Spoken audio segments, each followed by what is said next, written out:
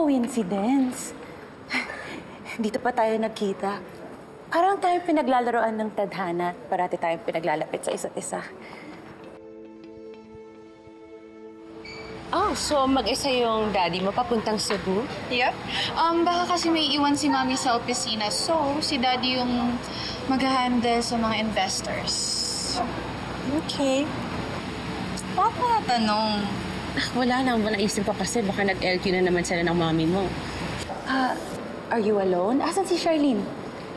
Oh, well, dapat kasama talaga siya. May ticket na nga siya eh. Sisegue sana namin to sa bakasyon. Sayang naman. Bakit wala siya? May bigla kasing inutos si Mama sa kanya para sa business. Ganun talaga. Well, since wala kang kasama, wala din akong kasama, tayo na lang magkatabi mamaya. Para may kausap ako. Alam mo, napaka-memorable ng Cebu sa aming asawa ko. Daming memories. Tapos ngayon pupunta ako doon mag-isa.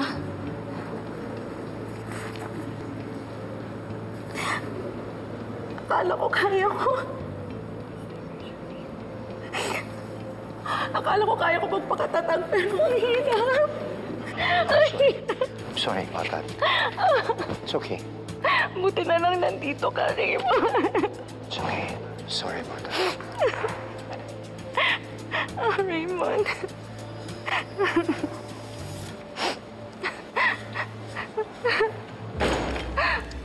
Can I have my husband back?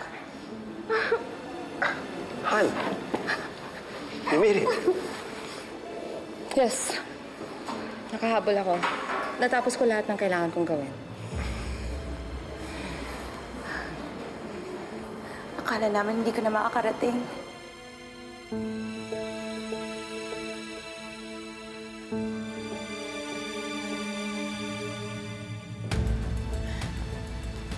Hala! Ano?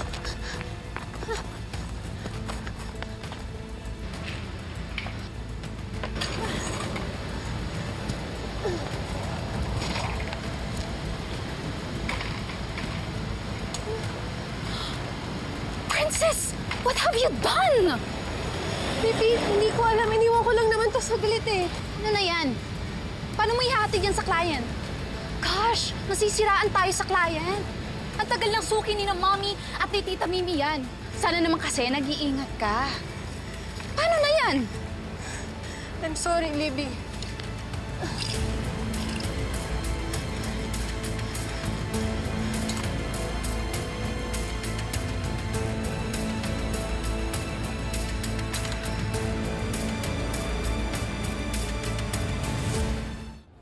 Akala namin hindi ka na makakarating.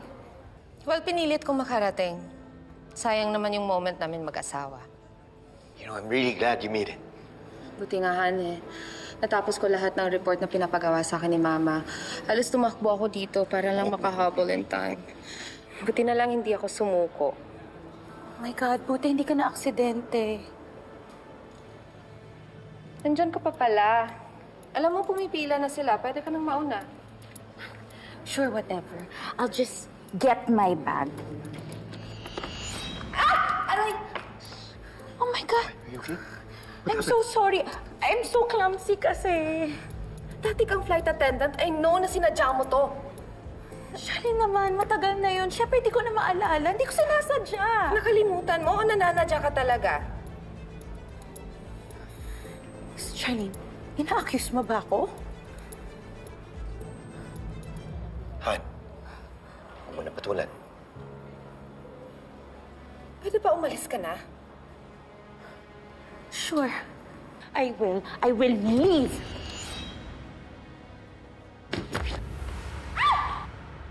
Oh my God! Sorry. Hindi ko sinasadya. Pasensya ka na, ha? Pwede ka na umalis. Napaka-immature mo talaga, Charlene. Immature? Ha? Eh di ba ikaw yung isip bata? Ah, tama na. Mula noon hanggang ngayon, kinukumpetensya mo talaga ako. Fina, pwede ba? Huwag mong ipintang sa akin yung ginagawa mo. Ikaw tong pilit na pumapasok sa buhay namin. Charlene, nagsiselos ka ba? Dahil napapalapit sa akin si Libby? Charlene, no. Alam kong sinasadya mong kunin ang loob ng anak ko. Dahil gusto mong mainis ako. Ginagamit mo lang siya. Hindi! Dahil hindi ka mabuting ina! How dare you? Uy, tama na kayo. Ganun talaga! Ikaw talaga! Tama na! Tama na! Paano na yan, princess? Mababawasan ng sales yung shop dahil sa kapabayaan mo. What's going on here? Teka, ano nangyari dyan? Xavier, nandito ka na pala. Ano nangyari dyan? Iniwan ko kasi yung mga damit. Natumba tuloy na dumihan lahat ng damit. Kailangan na yan ng client today. Gagamitin sana para sa photoshoot ng stylist. Yung customer ni na mami. Pero paano? Itutulungan natin. Paano? May kakilalang laundry shop si Lolo Julio. Pwede kong ipakausap sa kanya para unahin ang mga to. At mahabol yung sa client nyo.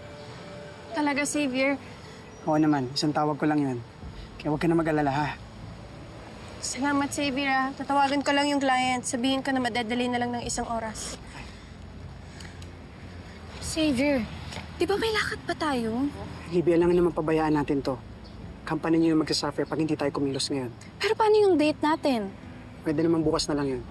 Ayusin na muna natin to. Xavier, salamat ulit Kanina hindi ko na alam kung anong gagawin ko. Nakakahiya kasi kina Ma'am Charlene at Miss Mimi Wala yun. Gusto rin talaga kita matulungan. Kaya huwag ka na mag-alala. Salamat ulit.